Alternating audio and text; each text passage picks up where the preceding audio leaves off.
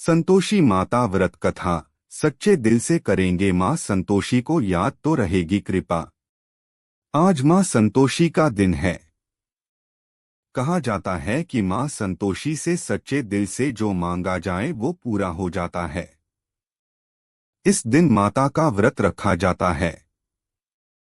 अगर इस दिन सच्चे मन से मां की व्रत कथा की जाए तो मां अपने भक्तों की मनोकामनाएं पूर्ण करती हैं। तो चलिए पढ़ते हैं संतोषी मां की व्रत कथा। एक बुढ़िया थी जिसका एक पुत्र भी था। बुढ़िया ने पुत्र का विवाह किया और उसके बाद बहू से घर के सारे काम करवाती थी, लेकिन उसे खाना खाने के लिए ठीक से नहीं दिया करती थी। यह सब उसके बेटे को पता था, लेकिन वो अपनी मां को कुछ कह नहीं पाता था।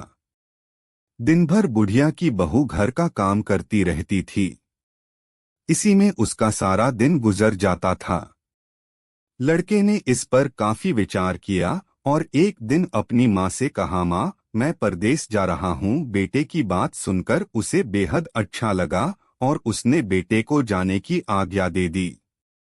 इसके बाद उसने अपनी पत्नी से कहा कि मैं परदेश जा रहा हूं, मुझे अपनी कोई निशानी दे दो।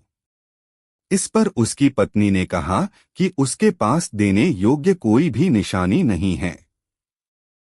यह कहकर वो रोने लगी और अपने पति के पैरों में गिर गई। पत्नी के हाथ गोबर में सने हुए थे तो उसके पति के जूतों पर उसके हाथों की छाप पड़ गई। बुढ़िया का पुत्र परदेश चला गया। उसके जाने के बाद बुढ़िया ने अपनी बहू पर बहुत अत्याचार किए। बहू बहुत दुखी रहने लगी और वो एक दिन मंदिर चली गई। वहां उसने कुछ स्त्रियों को देखा। वो सभी पूजा कर रही थीं। यहां से उसे संतोषी मां के व्रत का पता चला। उन्होंने बताया कि इससे सभी कष्टों का अंत हो जाता है। स्त्रियों ने उसे बताया कि शुक्रवार के दिन नहा धोकर एक लोटे में साफ जल लेना, साथ ही गुड़चने का प्रसाद लेना। संतोषी माता को सच्चे मन से याद कर उनका पूजन करना। ध्यान रहे कि इस दौरान खटाई बिल्कुल नहीं खानी होती है, साथ ही किसी को देनी भी नहीं होती है। साथ ही एक समय भोजना ग्रहण करना होता है। संतोषी मां के व्रत को विधान से करना होता है। मां की व्रत कथा सुननी होती है। उसने मां के व्रत करने शुरू कर दिए। माता की कृपा ऐसी हुई कि उसे कुछ दिनों के बाद से ही पति का पत्र मिलने शुरू हो गए। कुछ समय बाद पैसा भी आ गया। कुछ दिनों बाद पैसा भी आ गया। वो बहुत प्रसन्न हुई। उसने फिर से व्रत किया। वो मंदिर गई और बाकी की स्त्रियों को बताया कि संतोषी मां की कृपा से हमें पति का पत्र और रुपए मिल गए। अन्य स्त्रियों ने भय प्रेरित होकर व्रत करना शुरू किया। बहू ने कहा कि जब उसका पति घर आ जाएगा तब वो उद्यापन करेगी। एक रात संतोषी मां उसके पति के सपने में आई। उन्होंने उससे पूछा कि वो घर क्यों नहीं जाता है।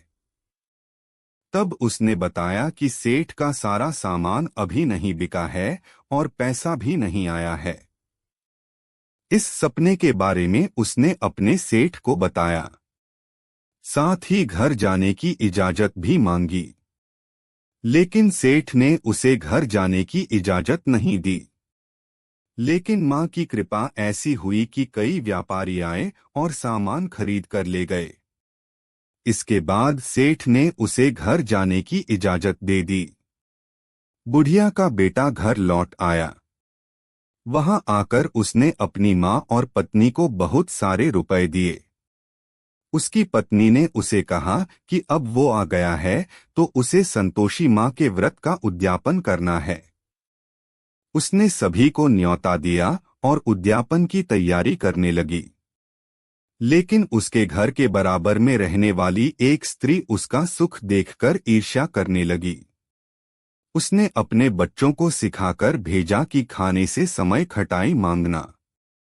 उद्यापन के समय जब बच्चे खाना खा रहे थे तब उन्होंने खटाई की मांग की, लेकिन बहू ने पैसे देकर किसी तरह से बहला दिया। बच्चों ने उन पैसों की खटाई खरीदकर खाई। इससे माता का कोप महिला पर बरसा। राजा के दूत उसके पति को पकड़कर ले जाने लगे। उसे किसी ने बताया कि जिन बच्चों को उसने पैसे दिए थे, उन्होंने उस पैसे की खटाई खरीदकर खाई थी। इसके चलते बहू ने दोबारा व्रत के उद्यापन करने का संकल्प लिया। जैसे ही उसने संकल्प लिया और मंदिर से निकली तो रास्ते में उसे उसका पति आता नजर आया। उसके पति ने कहा है कि उसने जो भी पैसा कमाया है, राजा ने उसका कर मांगा था।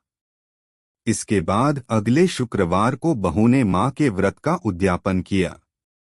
इससे मां प्रसन्न हो गईं। इसके बाद बहू को एक प्यारा सा बेटा हुआ और वो खुशी खुशी रहने लगे।